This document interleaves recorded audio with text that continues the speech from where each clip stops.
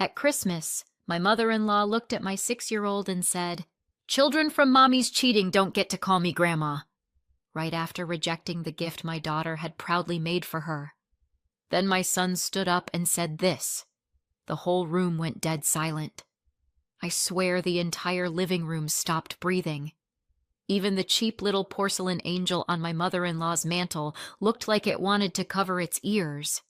And me? I just stood there like someone had unplugged my brain. My mouth opened, then closed, then opened again, like a goldfish experiencing emotional trauma. My 6-year-old daughter Mia didn't understand the words, not fully, but she understood the rejection. Her face crumpled like tissue paper left out in the rain. And that's when the dizziness hit me so hard I had to grab the back of a chair.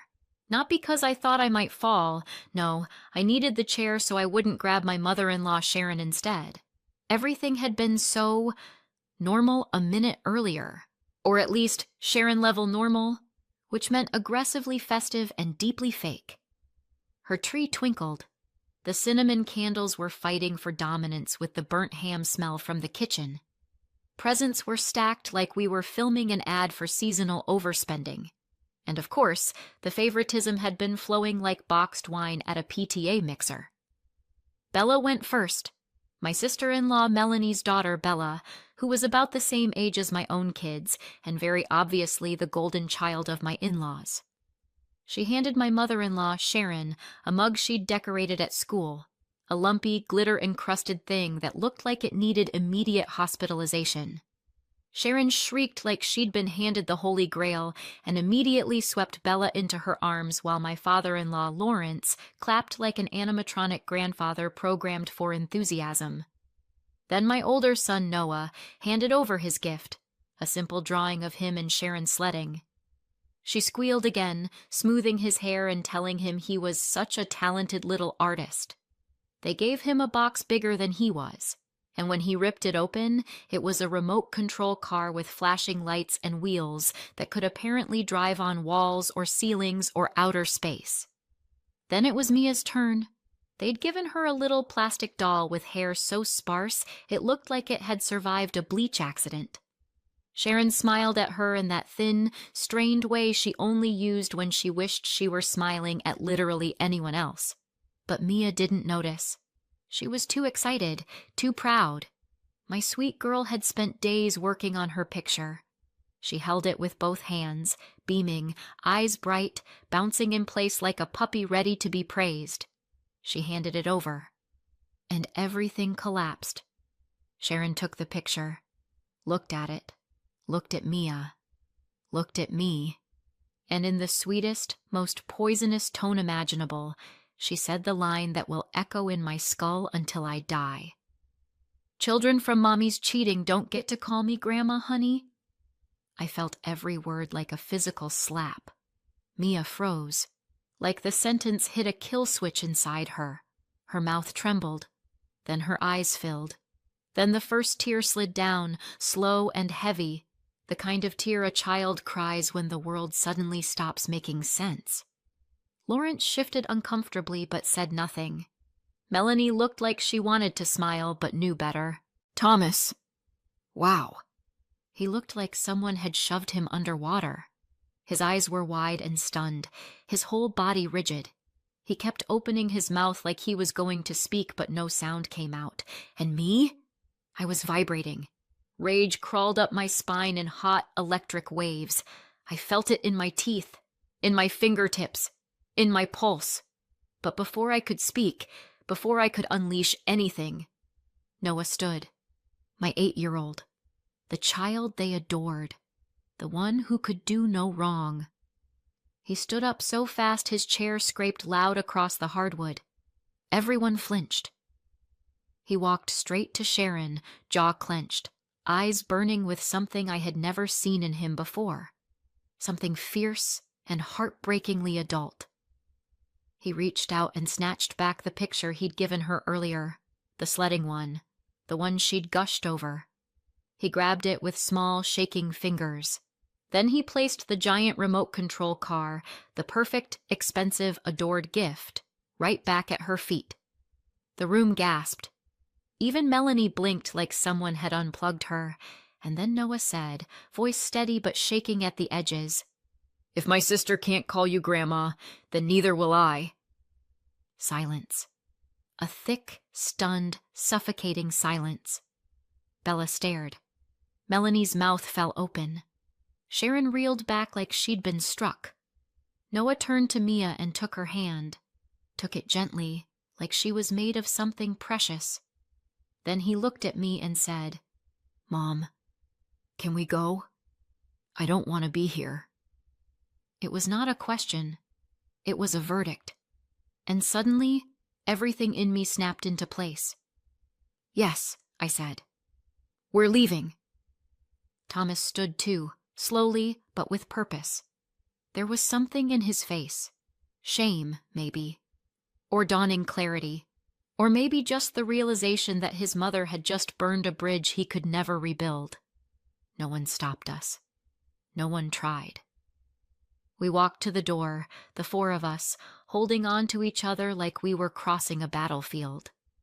And just as I reached for the handle, I had the sharp, sickening feeling that this was only the beginning, that the real explosion hadn't even started yet. A shadow fell across Sharon's face. Melanie's hand flew to her phone. Lawrence muttered something under his breath. Then we stepped out into the cold December air, and the door closed behind us like a loaded gun cocking. If you'd told me years ago that Sharon would one day accuse me of cheating in front of my 6-year-old, I wouldn't have believed you. Not because she wasn't capable, but because I didn't think the universe would ever be quite that on the nose. But here we are, and honestly, the signs were all there. I just kept telling myself they weren't. Let's start from the beginning. I met Thomas at a game night I wasn't even supposed to attend. I'd had a terrible day. The kind where you start aggressively rethinking every life choice you've ever made. And a friend talked me into going out. "There'll be food," she said. "Maybe someone cute." There was food. The cute part was debatable. I walked in and saw him, a tall, nervous-looking guy in a NASA t-shirt, sorting game pieces by color with the intensity of someone defusing a bomb. He looked up, pushed his glasses up his nose, and said, completely serious, "The probability distributions in this game heavily favor the starting player." Reader, he had me. Because underneath the awkward delivery and the statistics lecture, he was kind. He listened when I spoke. He cared about things deeply, just not in the performance-based way most people do. It was refreshing. He wasn't charming. He wasn't smooth, but he was earnest in a way that made you believe he meant every word he said. Unfortunately, he was raised by people who believed earnestness was a genetic defect. The first time he took me to meet his parents, Sharon opened the door and looked at me like I was an overdue library book she hadn't requested. "Oh," she said. "You're Emily." "Yes," I said. "And you're—" "Sharon?" Her smile tightened. "You're shorter than I expected." "Right. Good. Off to an excellent start." Lawrence hovered behind her like a nervous pensioner waiting for permission to breathe. He shook my hand with all the confidence of a man who'd been trained to never initiate a thought. Inside, the house was a shrine to Thomas's academic excellence. Every wall had baby-to-PhD photos like they were documenting the evolution of an award-winning lab specimen. That dinner? One long interrogation disguised as polite conversation. "What do your parents do?" "What are you studying?" "Do you cook?" "Are you good with money?" "Thomas is very special, you know. He needs the right kind of wife." Under the table, Thomas squeezed my knee as if to say, "I know. Just endure." I endured. Barely. What I didn't know yet was that I was also auditioning to compete with his family for his wallet. I found out he was helping them financially completely by accident. One day early in our relationship, I walked past his laptop and saw a bank tab open. I wasn't snooping. My peripheral vision was simply doing its job. There it was, a recurring payment to his parents' mortgage company. Why are you paying their mortgage? I asked, because subtlety is not a skill I possess. He jumped. It's not. I mean, they just need a little help. Thomas, I said, you're a grad student. You're one lab accident away from eating cereal for dinner. I have a scholarship, he protested, and the lab pays, and they really appreciate it. Spoiler, they did not. Then I noticed another line, a transfer to Melanie. Why are you paying your sister? She's between jobs. Melanie is always between jobs. It's her natural habitat. I didn't fight it then. I told myself it was his money, his family, his choice. I also told myself it was temporary, which was adorable in hindsight. Fast forward. Thomas finishes his master's, enters a PhD program, works 70-hour weeks for the salary of a middle school babysitter, and still sends money home like he's sponsoring 2 ungrateful contestants on a game show. Then he gets a well-paid job in applied science, and I think, finally, breathing room. Instead, the requests escalate. Bella's special programs, Melanie's new degree, their parents' home repairs, a temporary monthly contribution that somehow lasts 3 years. Every time I brought it up, Thomas looked like I was asking him to abandon a wounded puppy. They need help, he'd say. We're doing okay. We were doing okay because we cut corners quietly while his parents enjoyed emergency upgrades to their bathroom. Then Noah was born, and everything else blurred for a while. My in-laws adored him instantly. He looks just like Thomas, they kept saying. Our genes are strong. Our, not mine. But I was too sleep-deprived to fight about pronouns. 2 years later, Mia arrived. As she moved out of that newborn haze and her features started to take shape, I began catching flashes of someone I hadn't seen in years. My late grandmother. The same gentle eyes, the same little half-smile, the same quiet softness in her face. It hit me in a way I wasn't prepared for. My grandmother had been the safest place in my childhood.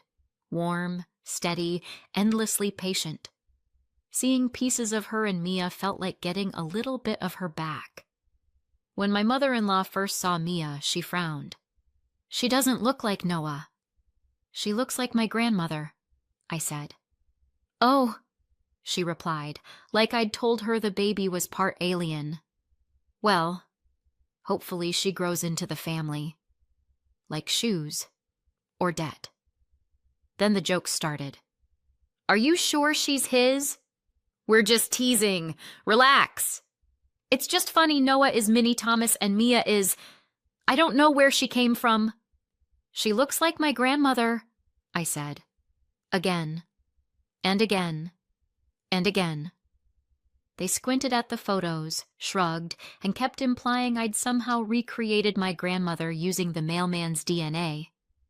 As Mia got older, so did the cruelty. Little comments at birthdays, whispered snipes at family dinners. She really doesn't look like our side. You might have to tell her the truth someday. The favoritism grew too. Noah got the big gifts, the praise, the special outings. Mia got the bargain bin afterthought every time. She noticed.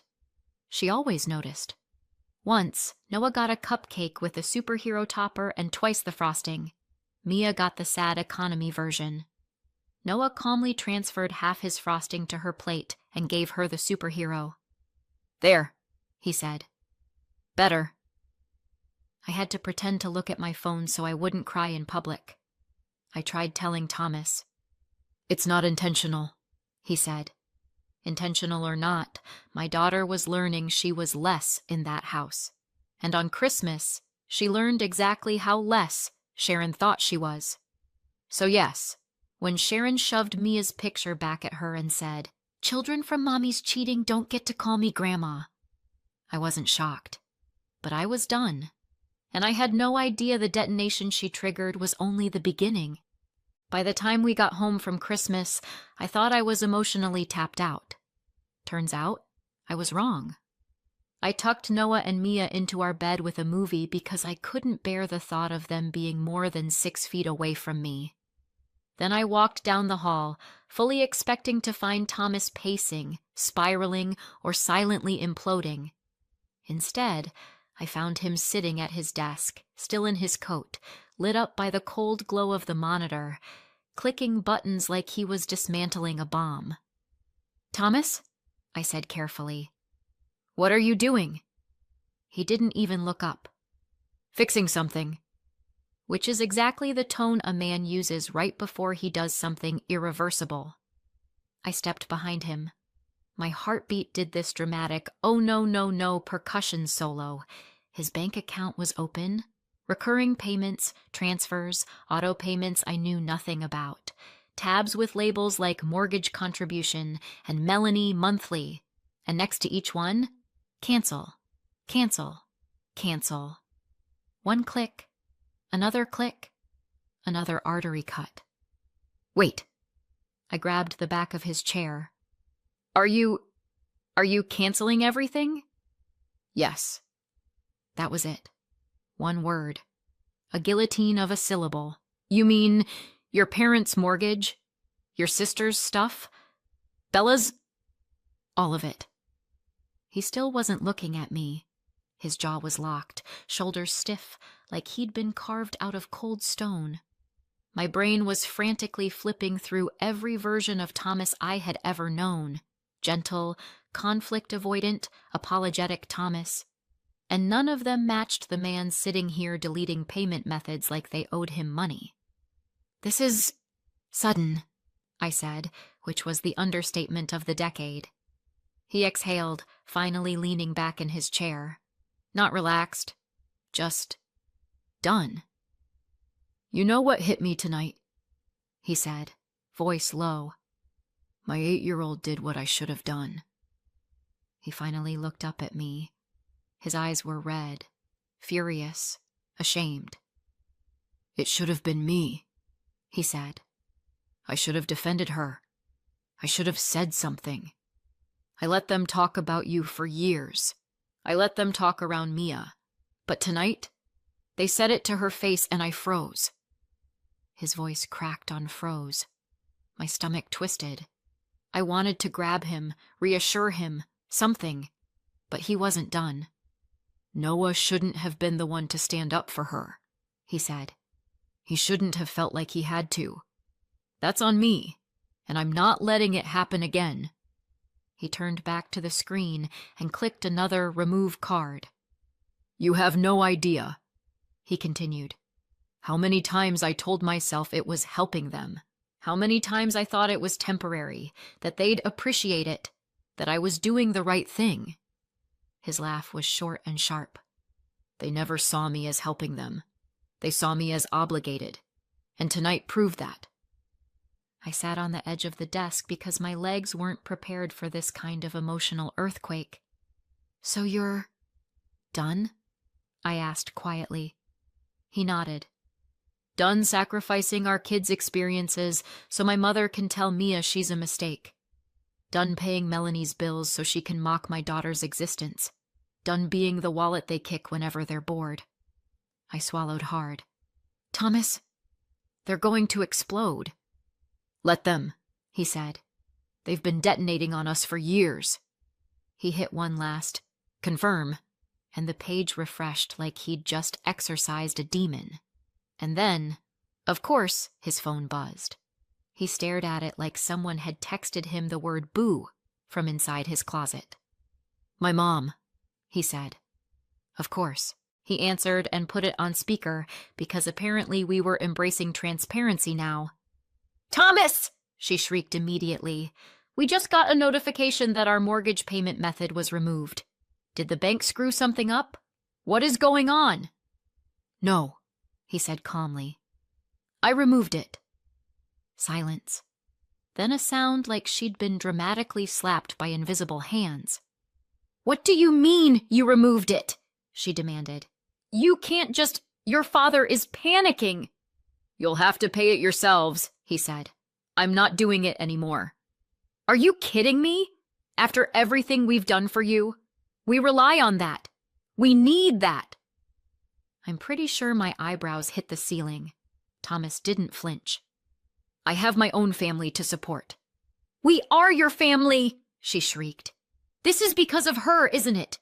She's turning you against us. She's poisoning. Stop, he said.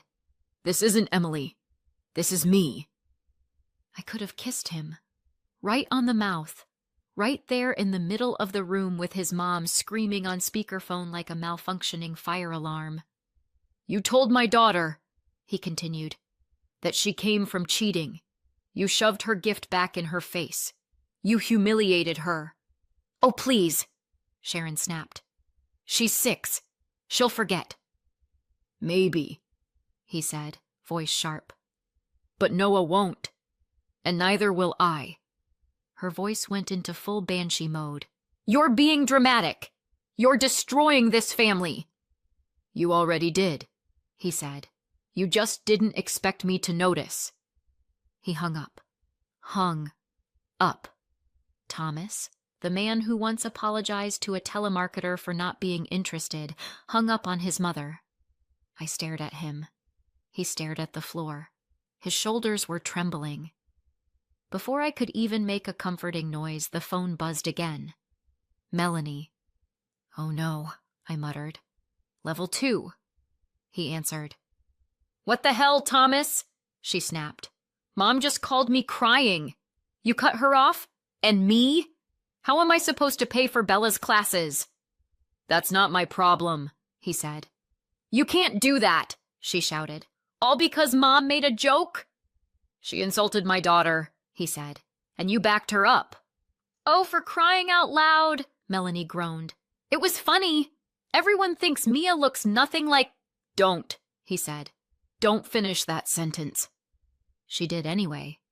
You don't even know if she's yours. The silence that followed was thick enough to choke on. That's it, he said. We're done. You're throwing away your family, she screamed. No, he said. I'm protecting mine. He hung up again, and then he leaned back, covered his face, and let out a breath that sounded like 6 years of holding everything in. I walked over and wrapped my arms around him.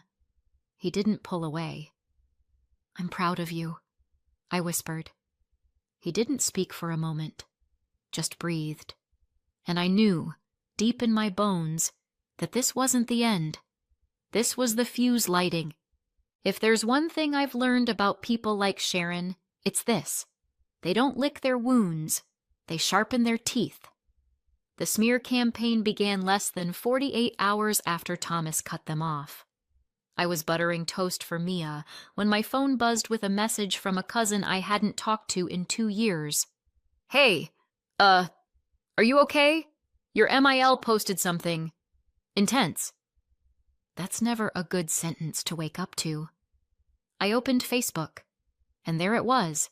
A full-length tragic monologue written by Sharon, complete with dramatic line breaks and a sepia-toned picture of her holding baby Thomas like he was a fallen soldier.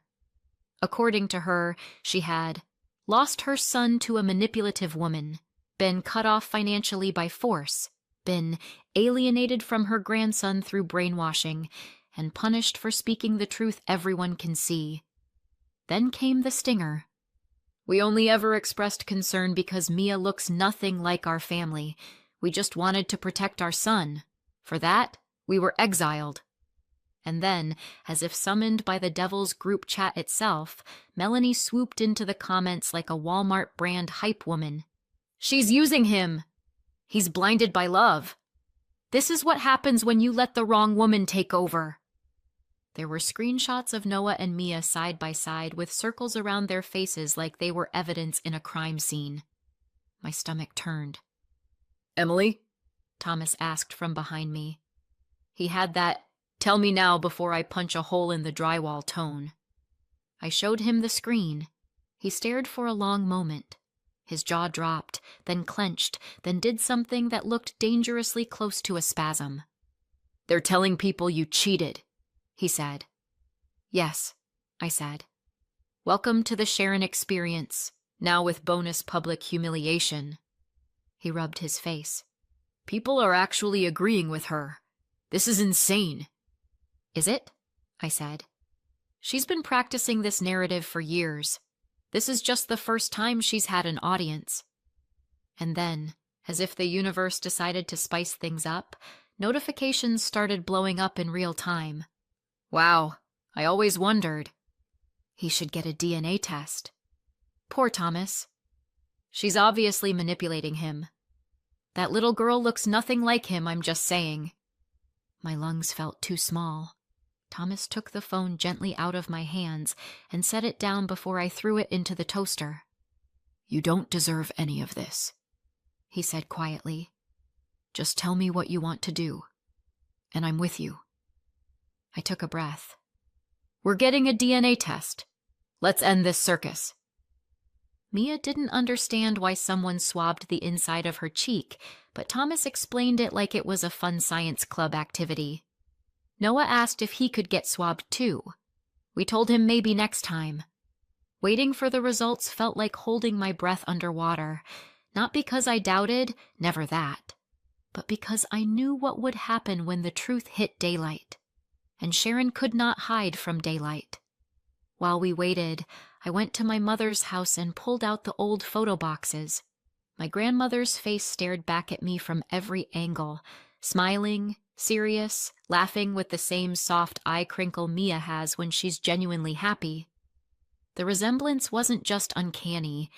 It felt like someone had stitched a piece of her into my daughter. And it was something Sharon would have known if she hadn't spent the last decade pretending my family didn't exist. When the DNA email came, I opened it sitting next to Thomas on the couch, my leg bouncing like a nervous rabbit. Probability of paternity, 99.9999%. I exhaled. I didn't realize I'd been holding my breath for that long. Congrats, I said dryly.